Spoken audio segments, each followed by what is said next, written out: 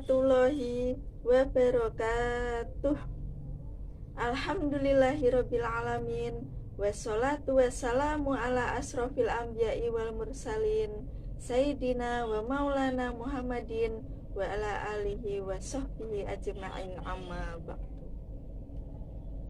Puji syukur marilah kita panjatkan kepada Allah Subhanahu wa ta'ala yang telah memberikan kita nikmat iman, nikmat Islam, dan nikmat sehat, sehingga kita bisa mengikuti pesantren online pada hari ini.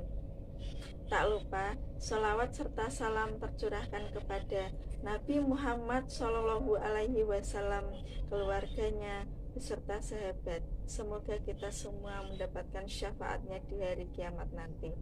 Amin ya rabbal alamin.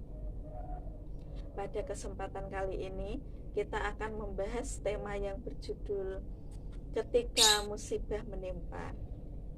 Allah Subhanahu wa ta'ala berfirman yang artinya, dan sungguh akan kami berikan cobaan kepadamu dengan sedikit ketakutan, kelaparan, kekurangan harta, jiwa, dan buah-buahan, dan berikanlah berita gembira kepada orang-orang yang sabar, yaitu orang-orang yang apabila ditimpa musibah mereka mengucapkan innalillahi wa inna ilaihi roji'un. Mereka itulah yang mendapatkan keberkatan yang sempurna dan rahmat dari Rabb-Nya. Dan mereka itulah orang-orang yang mendapat petunjuk. Quran surat Al-Baqarah ayat 155 sampai 157.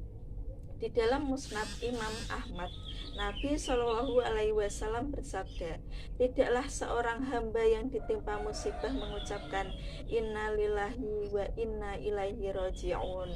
Ya Allah, berilah aku pahala dalam musibahku ini dan gantilah untukku dengan sesuatu yang lebih baik, kecuali Allah akan memberikan pahala dalam musibahnya dan akan memberikan kepadanya ganti yang lebih baik. Hadis riwayat Ahmad. Kita milik Allah dan akan kembali kepadanya. Jika seorang hamba benar-benar menyadari bahwa dirinya adalah milik Allah Subhanahu wa ta'ala dan akan kembali kepadanya, maka dia akan terhibur tatkala tertimpa musibah. Kalimat istirja ini merupakan penyembuh dan obat paling mujarab bagi orang yang sedang tertimpa musibah. Dia memberikan manfaat baik dalam waktu dekat maupun di waktu yang akan datang. Kalimat tersebut memuat dua prinsip yang sangat agung. Jika seseorang mampu merealisasikan dan memahami keduanya, maka dia akan terhibur dalam setiap musibah yang menimpanya. Dua prinsip pokok tersebut adalah, yang pertama, bahwasanya manusia, keluarga, dan harta pada hakikatnya adalah milik Allah Subhanahu wa ta'ala. Dia bagi manusia tidak lebih hanya sebagai pinjaman atau titipan. Sehingga jika Allah Subhanahu wa ta'ala mengambilnya dari seseorang, maka ia ibarat seorang pemilik barang yang sedang mengambilnya dari si peminjam. Demikian juga manusia diliputi oleh ketidakpunyaan. Sebelumnya ketika lahir dia tidak memiliki apa-apa, dan setelahnya ketika mati ia pun tidak memiliki apa-apa lagi. Dan segala sesuatu yang dimiliki oleh seseorang hamba tidak lebih hanya seperti barang pinjaman dan titipan yang bersifat sementara.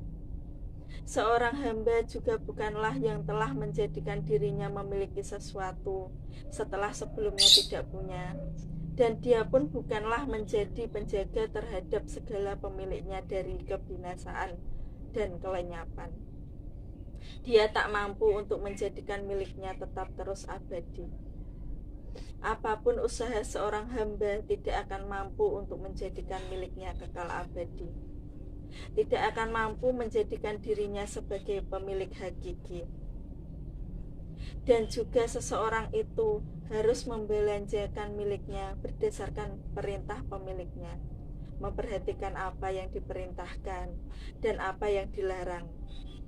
Dia membelanjakan bukan sebagai pemilik, karena Allah lah sang pemilik, maka tidak boleh baginya membelanjakan titipan itu kecuali dalam hal-hal yang sesuai dengan kehendak pemilik yang hakiki.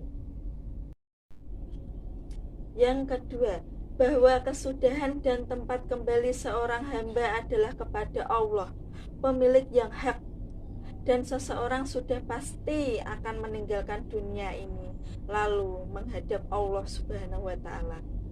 Sebagaimana ketika diciptakan pertama kali, tidak memiliki harta, tidak membawa keluarga dan anak istri.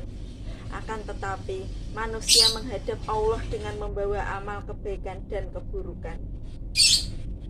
Jika awal mula dan kesudahan seorang hamba adalah demikian, maka bagaimana dia akan berbangga-bangga dengan apa yang dia miliki, atau berputus asa dari apa yang tidak dimilikinya.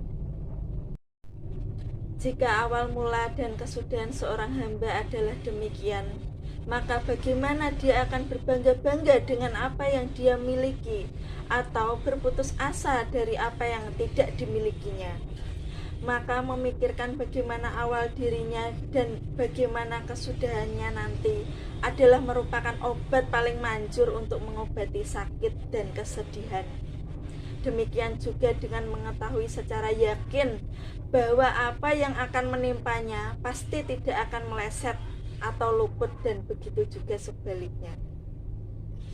Allah Subhanahu wa Ta'ala berfirman, tiada sesuatu bencana pun yang menimpa di bumi dan tidak pula pada dirimu sendiri, melainkan telah tertulis dalam kitab Lauhul Mahfudz sebelum kami menciptakannya. Sesungguhnya yang demikian itu adalah mudah bagi Allah. Kami jelaskan yang demikian itu supaya kamu jangan berduka cita terhadap apa yang luput dari kamu, dan supaya kamu jangan terlalu gembira terhadap apa yang diberikannya kepadamu. Dan Allah tidak menyukai setiap orang yang sombong lagi membanggakan diri. Quran Surat Al-Hadid ayat 22-23.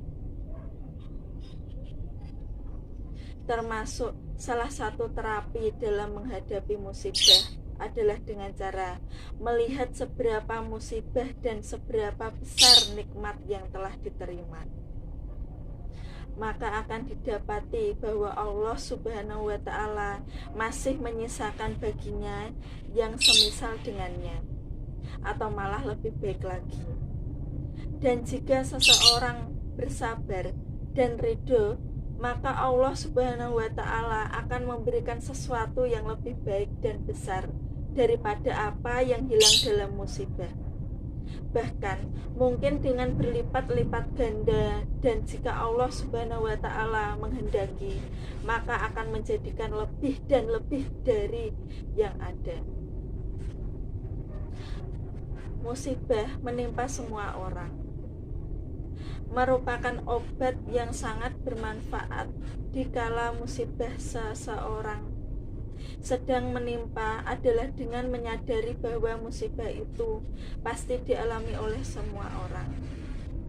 Cobalah dia menengok ke kanan, maka akan didapati di sana orang yang sedang diberikan ujian. Dan jika menengok ke kiri, maka di sana ada orang yang sedang ditimpa kerugian dan malapetaka. Dan seorang yang berakal kalau mau memperhatikan sekelilingnya, maka dia tidak akan mendapati kecuali di sana pasti ada ujian hidup, entah dengan hilangnya barang, atau orang yang dicintai, atau menemui sesuatu yang tidak mengenakan dalam hidup. Kehidupan dunia tidak lain adalah ibarat kembangnya tidur atau bayang-bayang yang pasti lenyap.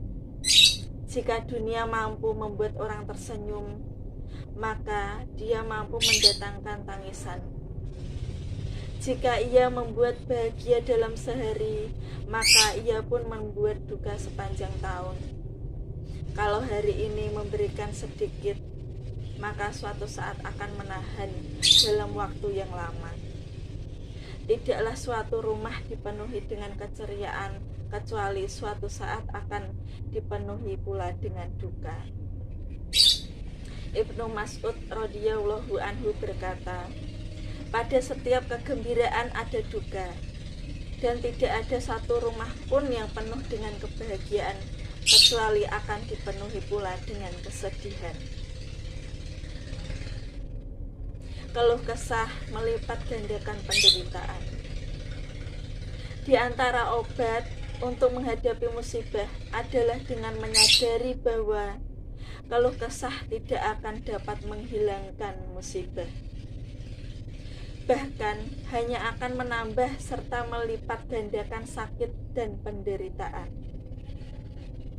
Musibah terbesar adalah hilangnya kesabaran. Termasuk obat ketika tertimpa musibah adalah dengan mengetahui bahwa hilangnya kesabaran dan sikap berserah diri adalah lebih besar dan lebih berbahaya daripada musibah itu sendiri. Karena hilangnya kesabaran akan menyebabkan hilangnya keutamaan berupa kesejahteraan, rahmat, dan hidayah yang Allah Subhanahu wa Ta'ala kumpulkan. 3 hal itu dalam sikap sabar dan istirja, pengembalian urusan kepada Allah. Demikianlah pesantren online pada hari ini. Mohon maaf bila ada salah kata. Wabillahi taufiq wal hidayah, waridho wal inayah. Wassalamualaikum warahmatullahi wabarakatuh.